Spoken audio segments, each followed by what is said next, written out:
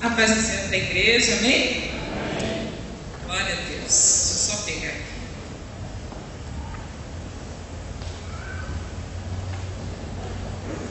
Vocês já notaram? Só gente boa faz aniversário no mês de junho, né? Viu a galera boa aqui na frente? Lá na igreja, o pastor Jair, irmã Roselivita, Ney, os filhos do pastor e mais uma galera boa lá. Faz aniversário em junho. Eu louvo a Deus, querido. Eu não me importava com comemoração de aniversário, mas, querido, como que você não vai comemorar algo que Deus tem feito? Como não comemorar? Então hoje eu gosto de celebrar tudo. Infelizmente não celebrei, né? Literalmente, porque estava de cama, muitas dores. Mas na mente, no coração eu celebrei. Mas já cobrei para aquele ali, ó, não tem escapatória, tem que ter celebração. A gente vai aprendendo, né? Glória a Deus que a gente aprende.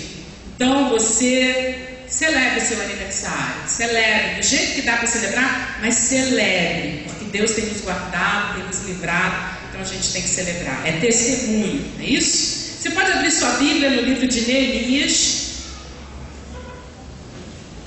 Tem alguma coisa que a gente precisa reconstruir? Será que tem alguma coisa na sua vida que precisa? Não, Isabela. Tem não. Será que não? Então vamos ver. Neemias, Velho Testamento. Vamos lá no capítulo 1. Amém? Todos acharam? Quem está aí do lado que... obrigada. Essa igreja é uma bênção. Glória a Deus. Então, quem está aí do lado e vê que alguém está com dificuldade, então ajude aí ao amigo a encontrar. Diz assim a palavra de Deus. Essa é a história de Neemias, filho de Acalias. Era o mês de Quisleu, no 20º ano, ocasião em que eu morava no complexo real de Susã.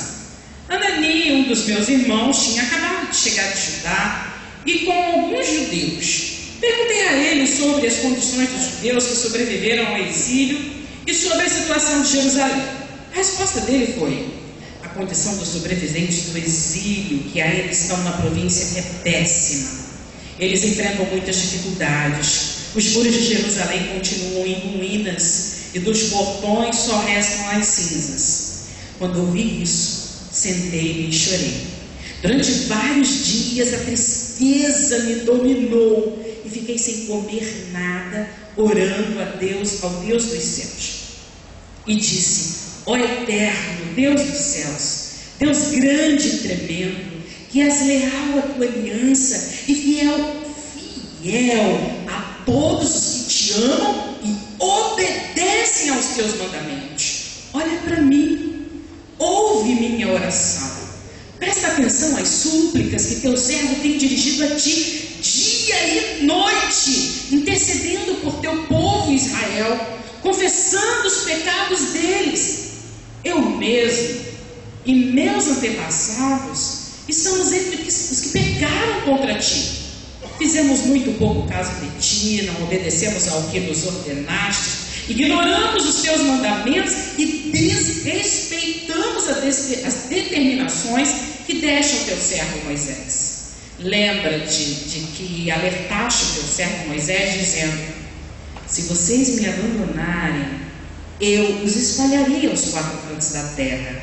Mas se voltarem para mim e fizerem o que eu disser, reunirei todos os que estiverem dispersos, onde quer que estejam, e os trarei de volta ao lugar em que estabeleci meu nome.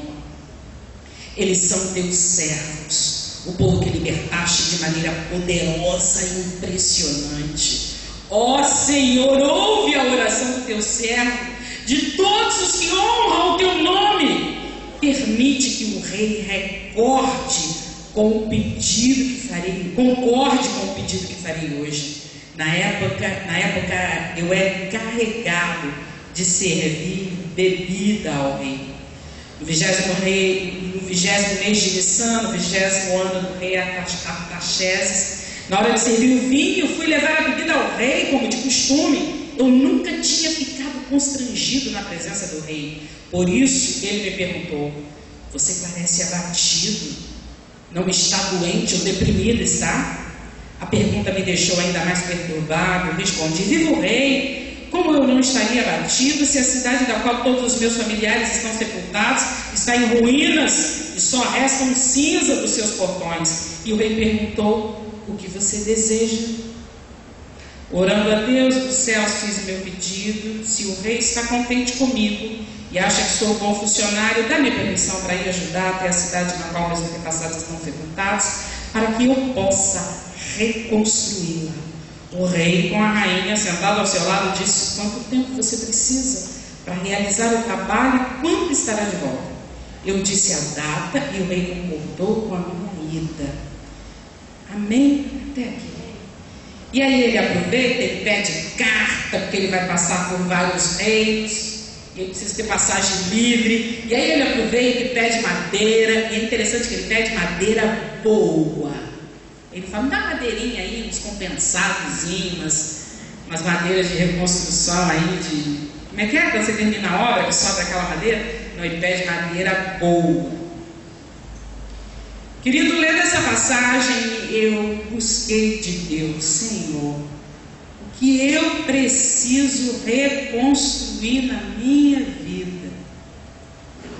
Querido, se todos nós pararmos e pensarmos, tem alguma coisa que a gente abandonou, tem alguma coisa que não deu certo, e a gente, vou partir para outra, vou adiante. E aí a gente deixa coisas assim, quebradas, destruídas, e a gente segue. Mas que o Espírito Santo de Deus possa nos ajudar essa noite a ver áreas destruídas na nossa vida, que necessita de primeiro, um reconhecimento nosso, uma atuação da nossa parte, e a unção poderosa de Deus, querido, para que áreas da nossa vida sejam reconstruídas, mesmo que tenham coisas que tenham que realmente ficar para lá, mas não podemos seguir com coisas destruídas e abandonadas, porque nós vamos adiante e nós corremos um sério risco de novamente ser quebrado, de novamente serem destruídas. Amém? Vocês estão entendendo? Amém. Então que o Espírito Santo de Deus possa nos ajudar a entender, perceber e voltar lá, querido, fazer a nossa parte nesse negócio. Olha que interessante a vida desse homem. Neemias estava lá como copeiro do rei. Ser copeiro do rei naquela época não era pura e simplesmente servir a comida do rei. Era muito mais que isso. Era servir, provar a comida. Ele tinha que saber se o tempero estava bom, se o gosto estava bom. E algo muito mais sério que isso, ele tinha que saber se a comida não estava envenenada, alguma conspiração para matar o rei. E aí o copeiro comia. A Bíblia não diz, e eu também não fui pesquisar, se tinha um tempo certo para esperar 30 minutos, 10 minutos, porque se o copeiro morresse, o rei não comia comida. Porque ali estava provado que tinha uma conspiração para matar o rei, e o rei não provava da comida. Querido, se você estivesse vivendo uma situação dessa, você não ia amar a pessoa que comia sua comida para você não morrer? Eu ia amar, eu ia carregar no colo. E naquela época não era diferente. Neemias era como... Ele ouvia os problemas do rei, o rei ouvia os problemas dele. Eles eram bem próximos, bem chegados. Se você for estudar a palavra e for ver a história, você vai encontrar isso. E Neemias, o povo sofreu, o povo foi para cativeiro, o povo ficou espalhado na terra. E esse mesmo povo que foi para cativeiro, que foi espalhado na terra, esse povo tinha promessa de voltar para a terra conquistada por Deus para eles. Só que a terra estava destruída. Neemias estava bem na fita, era próximo do rei, tinha um cargo interessante. Neemias podia ficar lá tranquilo, não querer nem saber do rei, do povo. Mas olha que interessante. O irmão dele, são uns nomes maravilhosos, Anani, né? Artaxerxes, um nome Quem tem sonhos aí de ter filho, já está por fim de chegar, a gente pode botar esses nomes, né? Os filhos, honrar os antepassados.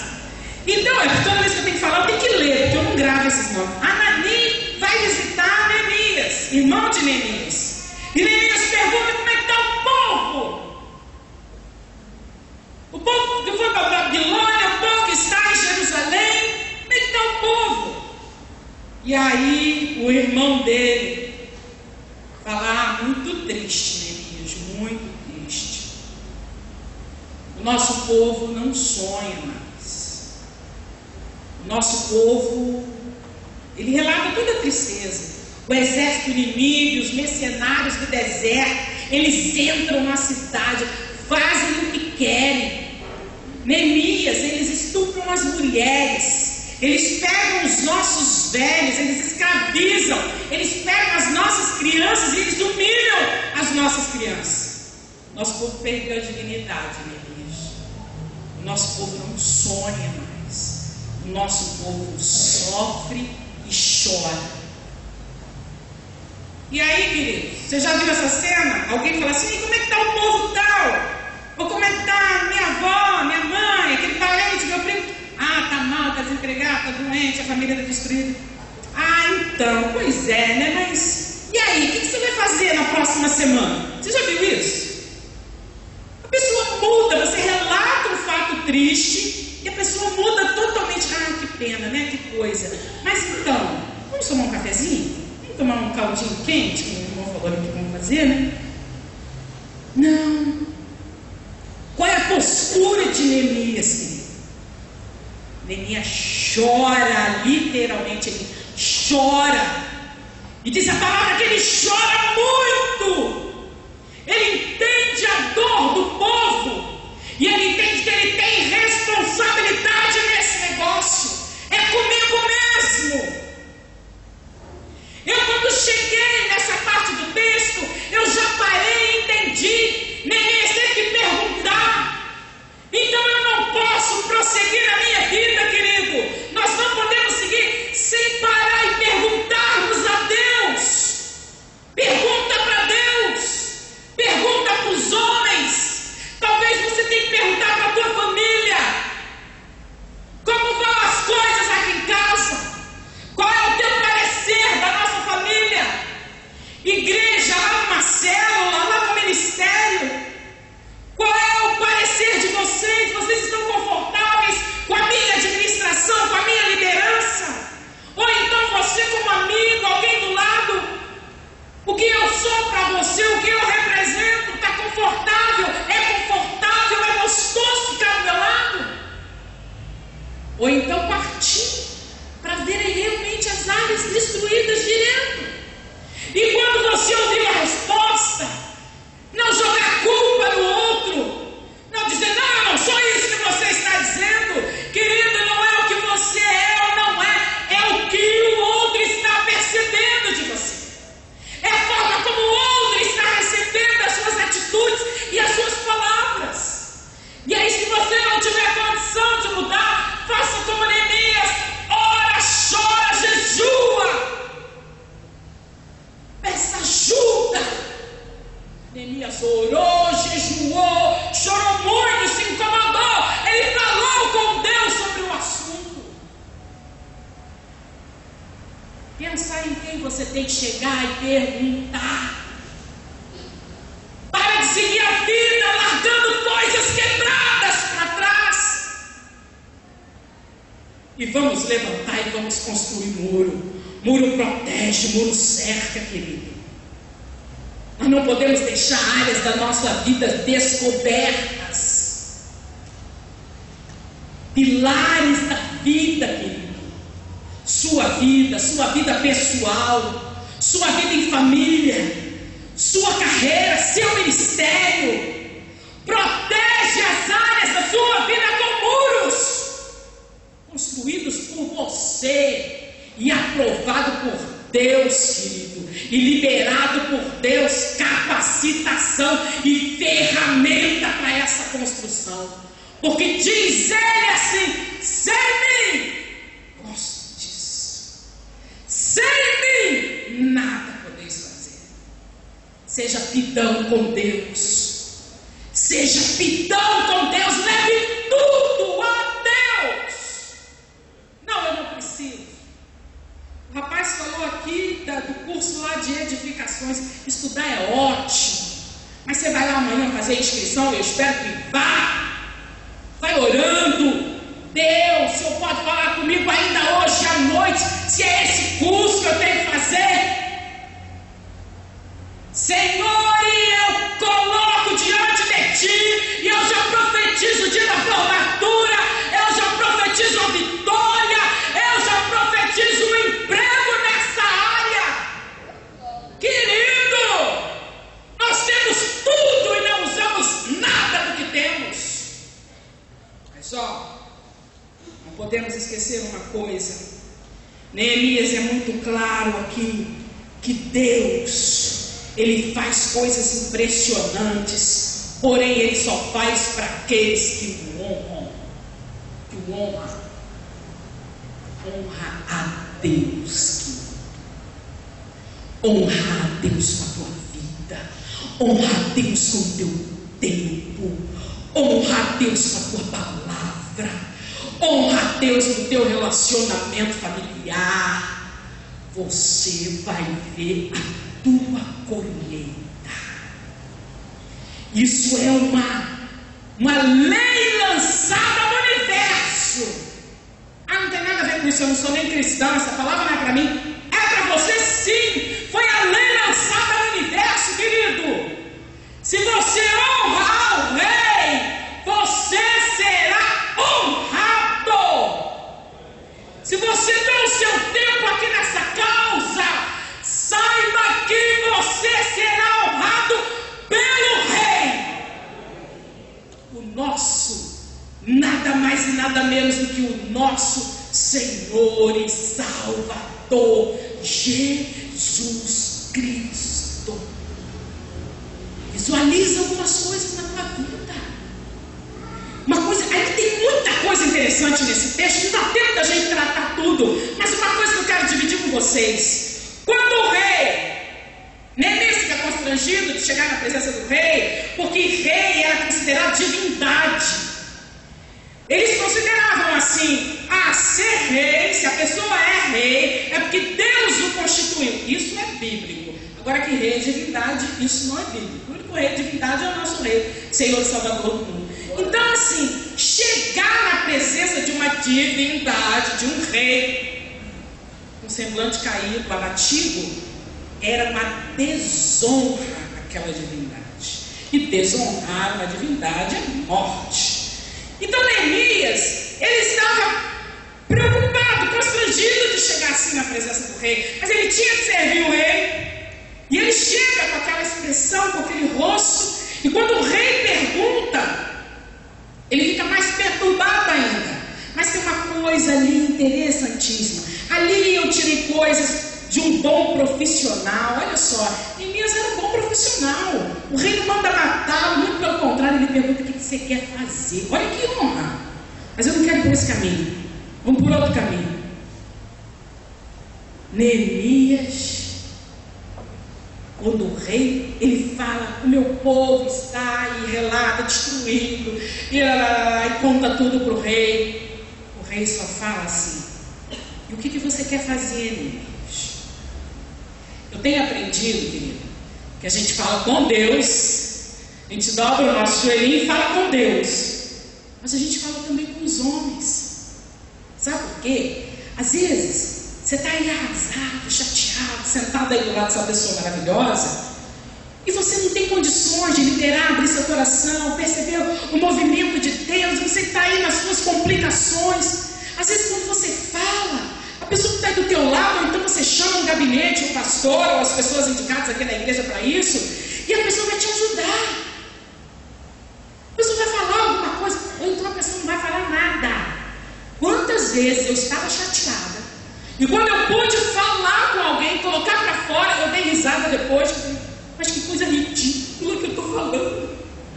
Eu estou triste com isso. Meu Deus, que vergonha. Se eu pudesse fazer como super-homem, dar a volta no mundo, fazer aquela hora voltar para não ter falado nada. Às vezes a gente só precisa falar.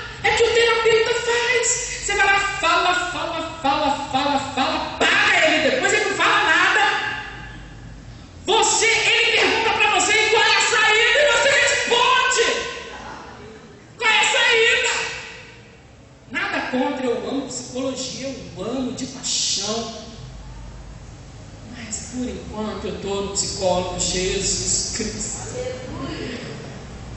Você dobra o joelho e fala tudo, mas dando liberdade a ele para falar, você vai perceber Deus falando, querido. Ele fala assim de coisas de formas absurdas, porque ele é Deus. Mas sabe o que tem de interessante nisso? Quando o rei pergunta, o que você quer fazer? Neemias, blá, fala tudo. Querido, por que Neemias falou tudo? Ele poderia pensar, ele poderia ter perdido a oportunidade. Eu estou tão triste, eu estou arrasado, meu povo está sofrendo. O que você quer fazer? O que ele quer fazer? Eu não tinha pensado nisso. Eu vou para casa, rei. Eu vou para meus aposentos, vou fazer conta. Não! Neemias fala! Sabe o que é isso? O que eu entendo com isso?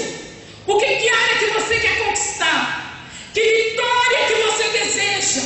Mas às vezes a gente só está se laboreando, reclamando, chorando, reagindo àquela situação, mas não estamos engravidando com Deus daquilo. Como assim, Isabela? Você já viu uma família onde tem alguém grávida? Grávida, quer dizer, todo mundo fica em torno daquela situação. Tem que ter dinheiro para fazer o quarto, tem que ter dinheiro para comprar fralda, e vão fazer chá de não sei o que, chá de não sei o que lá, e vamos isso, e vamos aquilo, e tem o pré-natal, fica tudo em torno daquilo. Tem muito projeto, tem sonho, tem conta, tem madrugada pensando, orando. Neemias estava com um problema lá na cidade. Neemias perdeu aquele tempo, gastou aquele tempo todo diante de Deus, querido, ofertando a presença de Deus. Faça os seus projetos com Deus. Diga para Deus, querido, Senhor, eu acho que seria interessante isso. Senhor, mas eu quero deixar uma coisa bem clara aqui antes de sair. A tua vontade é perfeita. Então, Deus, se é por aí, me refere, abençoa para a glória do teu único nome. Neemias, olha, rei, tá, então eu quero ir lá, eu quero construir, eu quero fazer, eu preciso de tanta madeira. Olha, rei, eu vou passar por vários reinos, eu preciso de carta para quando passar, eles me deixarem passar e tudo que eu pedi, eles me darem. O que você quer daqui a um ano? O que você precisa de Deus daqui a uma semana? Eu acho que eu já contei para vocês. Quando eu não podia ir à igreja, quando eu não podia ler Bíblia, e aquele dia eu estava lá, puxei o lençol, peguei a Bíblia e botei assim tentando ler, porque minha família deixava fechar a porta do quarto, e eles ficavam passando toda hora para ver se tinha Bíblia, se tinha TV, programa evangélico, se tinha rádio. E aquele dia eu me cansei, me desgastei daquela situação. Eu não ia adiantar me rebelar, porque eu estava em obediência para Deus. Eu poderia sair de casa, mas Deus falou, obedeça. Fica aí, obedeça. E aí aquele dia a paciência estourou. Eu falei, Deus, não aguento mais isso. E aí comecei, até eu fazia engenharia elétrica. 6 anos, nossa, falta tanto, até que depois eu termine, e até que eu consiga um bom emprego. Ai, Deus, não aguento. Esses anos estou sem ir à igreja, eu não vou aguentar. Querido, eu falei assim do fundo da alma. O dia que realmente você não estiver aguentando, Deus vai se levantar. Mas enquanto for pirraça da tua parte, da minha, Deus vai ficar quieto. Quieto no sentido de tem coisas acontecendo e no momento é isso, no momento é assim. Ele vai ter que passar, ele vai ter que chegar onde ele precisa chegar e onde eu estipulei para a bênção, para a vitória da vida dele, que ele chegue. E eu ouvi, querido, acredite no seu ou não. Primeiro o quarto parecia que se encheu de alguma coisa. Eu sabia que tinha alguma coisa ali sobrenatural ocorrendo. E eu ouvi nitidamente: Isabela, você ainda não me conhece. Ali eu desmaiei, apaguei, não sei o que aconteceu. Acordei no dia seguinte com uma força, com um vigor, com uma certeza que eu não precisava ficar Deus não dependia da minha formatura, Deus não dependia daqueles anos todos. Se fosse esse o projeto dele, seria assim, mas não era. Daquele dia em diante eu entendi que eu não conhecia, porque ele age sobrenaturalmente, ele age excepcionalmente. Mas eu e você precisamos nos levantar. Eu e você precisamos nos reerguer. Eu e você precisamos colocar tudo diante dele.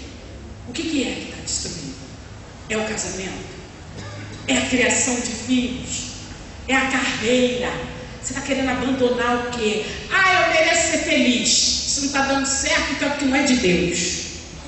Peraí, nós somos filhos do rei. Não somos plebeus. Nós temos que ficar com essa cabecinha assim pequenininha. Amém, igreja? Então, se coloca de pé pela fé. Ora, chora, jejua. Esse negócio de jejum não é para os dias de hoje. Jejua para tu ver se é para os dias de hoje ou se não é. Ora, passa a orar para você ver se não tem resposta. Ora de verdade. Querido, tem coisa que a gente cansa muito fácil. Tem gente que fala assim: estou cansado de orar por essa situação. Quanto tempo, querido, querida, você está orando? Eu orei ontem. Ou então, eu tenho um mês, querido. Ora, age, vai adiante. Enquanto a vitória, você acha que a vitória não chegou, que só o fato de estarmos aqui, isso é vitória na nossa vida. Só o fato de reconhecermos que dependemos dele, que precisamos dele, é ele na nossa vida, isso já é uma tremenda de uma vitória. Enquanto você acha que a vitória não chegou, você vai orando, vai caminhando, vai vivendo, vai aprendendo. Coisas vão acontecendo na tua vida, você vai adquirindo conhecimento, e você vai perdoando, e você vai crescendo, e você vai conhecendo pessoas. Às vezes, a tua vitória depende só disso. Às vezes a nossa vitória, querida, só está dependendo da gente mesmo. Eu tinha uma amiga lá na Assembleia de Deus, que ela era assim bem máscula. Todo mundo achava que ela era lésbica. Ela já toda brutamonte, tudo aqui ela tem, umas coisas assim esquisitas.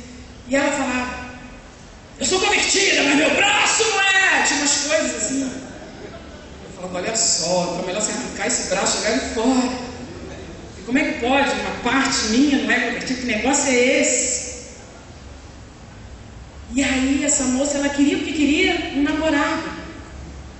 E eu falava: olha só, muda esse teu jeito de falar, muda esse teu jeito de andar. Não, porque homem comer assim, escreveu um leão para comer. Olha só, querido, tá solteira, tá virgem, tá santa, até hoje tem a minha idade. Qual é o homem que quer chegar perto de uma mulher dessa? Ela ia lá no seminário de vez em quando, pastor Jair. Se arranjava um namorado lá. Os meninos se assustavam com ela.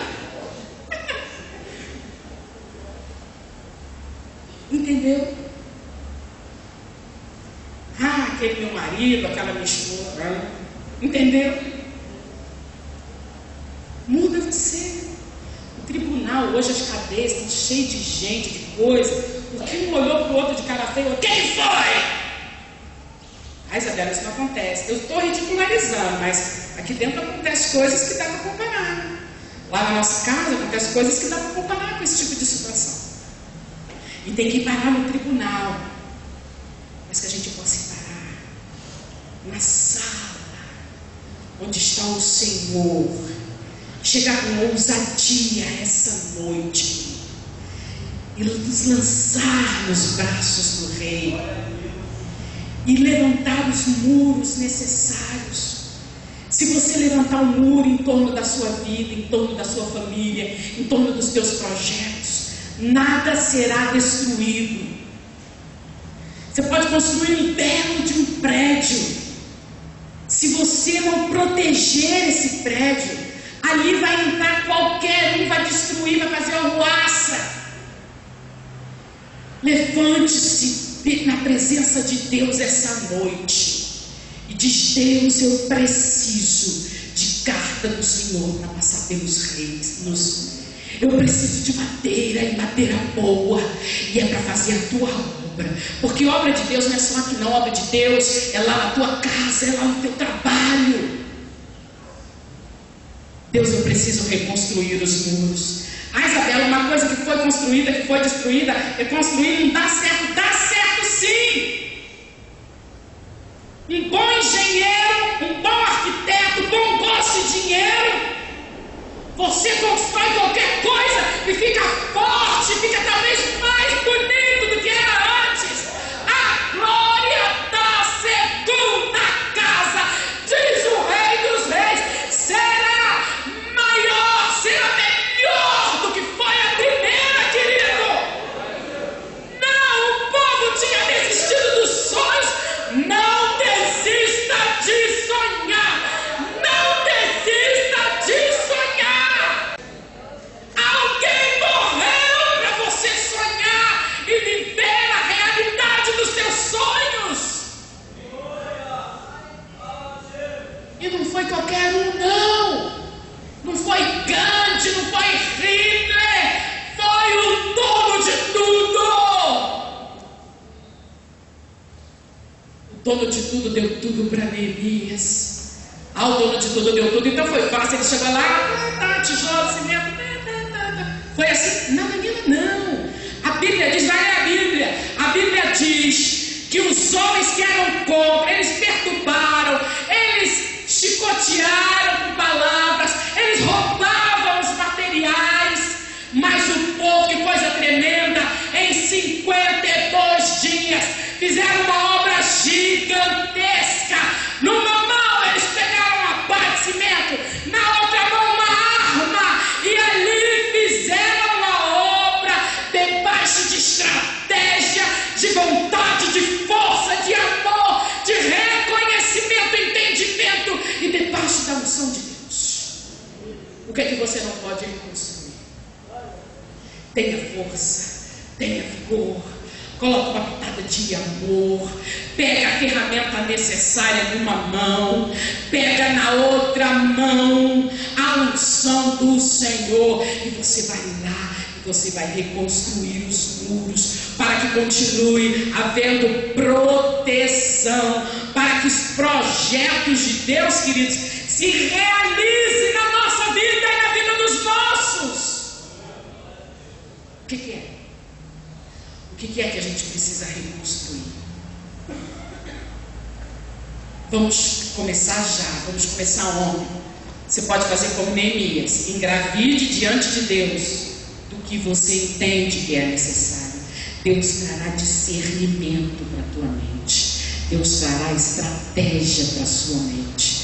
Deus trará condições. Deus vai dizer para os reis: libera tudo, porque essa obra é minha.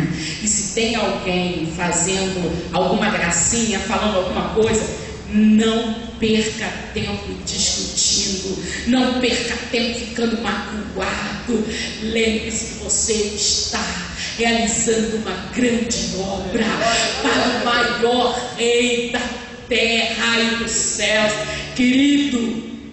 E essa obra se cumprirá em tempo recorde, no tempo de Deus. Não se preocupa com as horas, com a quantidade de dias. A cada dia você vai aprender um pouco. A cada dia o nome de Deus será glorificado. Talvez você tenha que engolir uns sapos, umas pererecas, mas engole, porque a tua visão tem que estar lá na frente. A tua visão tem que estar na obra já pronta. E o Rei dos Reis, feliz da vida, porque pode contar comigo, pode contar contigo. Amém?